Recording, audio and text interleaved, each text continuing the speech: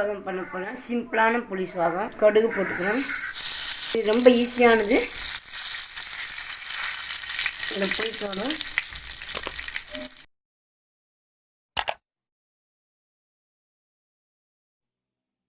பொடி அரைச்சிருக்கேன். சிம்பிளாக கருப்பு உளுந்தும் மிளகு பொடி மட்டும் அரைச்சி வச்சுருக்கேன். வரமிளகா போட்டுக்கலாம். நடக்கடலை கரைச்சி ஊற்றிக்கலாம். அந்த பொடி கொஞ்சம் கருப்பு உளுந்து, கொஞ்சம் மிளகு, கொஞ்சம் வெல்லம். சாத்தில் போட்டுக்கலாம். இது நல்லா டேஸ்ட்டாக இருக்கும். தேவையான உப்பு போட்டுக்கலாம்.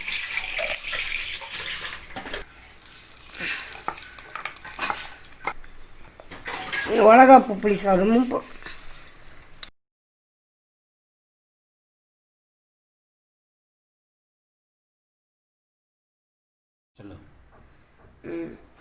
புளி சாதம் ரெடி ஆகிடுச்சு. சிம்பிள் புளி சாதம், ஈஸியானது. இதை செய்து பாருங்கள். செய்து பார்த்து கமெண்ட் பண்ணுங்கள், ஷேர் பண்ணுங்கள். தப்பு பண்ணாதவங்க பண்ணுங்கள். பெல் பட்டன் ஆளுங்கிறத இது பண்ணால் உங்களுக்கு நான் போடுற ஒவ்வொரு வீடியோவும் வரும்.